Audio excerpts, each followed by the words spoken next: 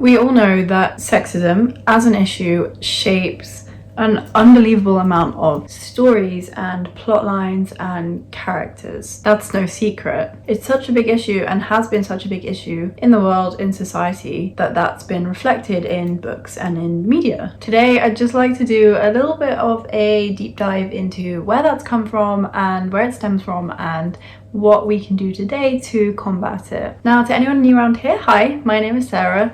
I'm a published author. This is my debut novel, published under the pen name Catherine Gray. I love talking about all things writing, publishing, editing, reading, etc, etc. So if you like those things too, feel free to subscribe and keep on watching, I guess. So let's go right back to the start and think about classic literature. Once again, it's no surprise that often the portrayal of men and women is completely different and the portrayal of women is often completely unfair. Let's take an example of Shakespeare, and now we're thinking Juliet, Ophelia. They are defined throughout the story by their relationship with men. And that's not to say that women as characters back then didn't have character arcs and personalities, because they did in some cases, but once again, a lot of the time this would be defined by their relationship with a man. I've taken the example of Juliet.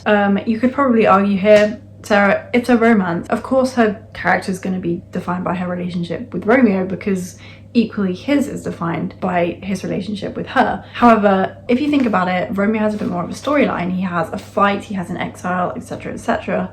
Juliet has Romeo. Now, of course, this is all reflective of the time. However, it doesn't mean that these works of media are not still around today. And not only are they still around today, they're still being consumed today, they're still being remade, reiterated, studied, etc, etc. And although they may be being studied in a positive way, you know, annotating the points where women are depicted unfairly, or, you know, pointing these things out and pointing it out and proving that it's a negative thing, it doesn't mean that the media is not still there. It's still being ingrained in our minds that this existed and still exists. Now, as time went on, the depiction of women did begin to alter, begin to change. We started seeing women in more varied roles. Let's take the example of Jane Eyre now. And you're probably thinking, well, yes, she's a very strong, independent character. This is good. This is good for the portrayal of women.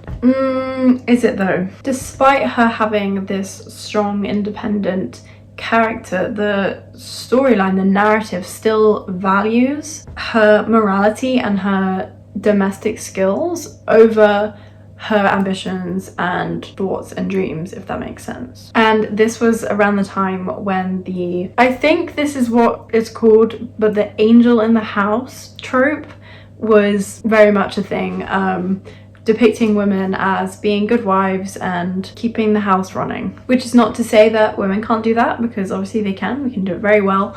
But this was very much the overarching theme in a lot of media before the sort of 20th century, where we kind of began to see a bit of change. Or actually, did we? Because we began to see a couple of new tropes that were very popular, such as the damsel in distress and the femme fatale. Now, on the one hand, you've got this damsel in distress, which is depicting women as, despite depicting them as beautiful and gorgeous, it was depicting them pretty much as useless and just an object in the story to get the story to move along. And then on the other side, this femme fatale was depicting women as evil and malicious and manipulative and deceitful. And at this point, we're thinking, where's the middle ground? Why do we have to be either useless or so far from useless that we're deceitful and horrible people? Why can't we have characters that are helpful and strong-minded and independent, but also kind and also beautiful? And you'll see what I mean. And now here we are in the 21st century, and all of our problems are solved, and we have those characters, and there's no sexism in media whatsoever. I wish.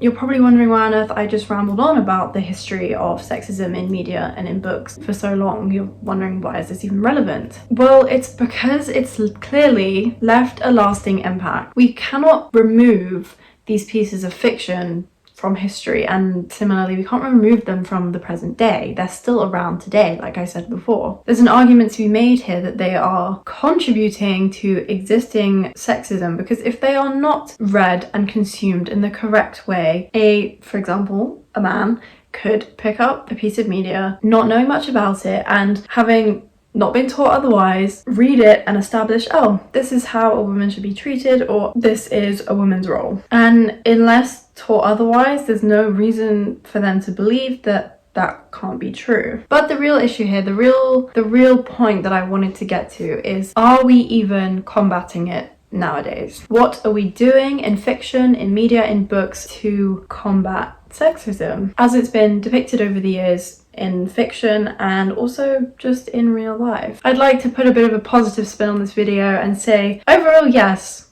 we are combating it, are we not? As women nowadays, we get multi-dimensional characters, we get being the protagonist, we get strong female leads, we get a mixture of being both heroes and villains. We get women who can be a damsel in distress and then they save themselves. We can get women who are femme fatales and then they have a redemption arc. There is so much media out here in the world now that it's impossible for us to not have some positive representation in these books. I'm going to take a second. I didn't actually plan to put this in the video because it's kind of self-explanatory that women can be protagonists of books nowadays, but I'm going to put on screen now some examples of my favourite female protagonist books. And to be honest, I would say actually about 90% of the books that I read are probably female protagonists. However, throughout this little section of me talking, I'm going to put a couple of books on screen and just a short sentence description of why I like them so much as the female lead and what was so impactful of having a woman as the main character, having told the story through the eyes of this woman. Obviously though, I've tried to be positive in this last little bit, but we cannot deny that sexism in fiction is not entirely gone. Similarly, with having all these pieces of fiction from history still out and about today, still around today, there's also nothing stopping men and women from writing sexist books, including sexist tropes and sexist characters in their novels. Now, self-publishing is an incredible thing, and of course I love self-publishing. I self-published my debut. However, it really does give people the creative freedom, since anyone can publish a book now pretty much. It gives people the creative freedom to include whatever they want in their novels and then put it out there for the world to see, to read. There is nothing stopping people from including harmful things in books. And I'm not just going to attack self-publishing here. I'm going to say also, just because people who get agents and publish traditionally, you know, their work goes through a lot of editing and goes through a lot of people before the final product, it doesn't mean that there's not still harmful things in there. There'll be arguments made that sometimes it's needed for the book to progress. Sometimes there's a certain trope where the woman is just the useless side character and it was just needed just to add another character in there to progress the storyline. And sometimes it might not even be intentional. It might just be if someone has consumed so much media that has sexist tropes or characters in it that they inadvertently include it in their own work. Another big thing, and to be honest, I'm guilty of this as well, which kind of pains me to say, but I think it's because there's kind of an element of reality in it, which is when writing mysteries, or specifically murder mysteries, it is frequently about a missing girl or a dead girl. And again, it's kind of paining me to say this, it's almost giving me shivers, the fact that there's an element of reality in that, and that's why I do it as well. But it's almost like our minds are set and that it's just assumed that if someone is dead or missing, it's going to be a woman. You can tell my mood's changed just even talking about that. It really upsets me, but anyway, just all of this is more evidence towards the fact that sexism is not entirely gone, and to be honest, let's be real, it will never be entirely gone. But we're making progress. We have made progress. We've got to a point today where we get to see wonderful, diverse women in our books and in our media, and we finally have the representation that we deserve. I realized throughout the course of this video that I think I'd quite like to do a separate video talking about the depiction of men in fiction and in media. So if you would like to see that as well, please let me know. I'll probably record it anyway, but I'd like to know if anyone else is interested in that. It's kind of come to my head whilst I've been talking that I would quite like to, yeah, I'd quite like to do sort of the other side of the coin, if you will. But yeah, thank you guys so much for watching. That's gonna be it for this video. I hope you enjoyed, and I guess I will see you in my next one.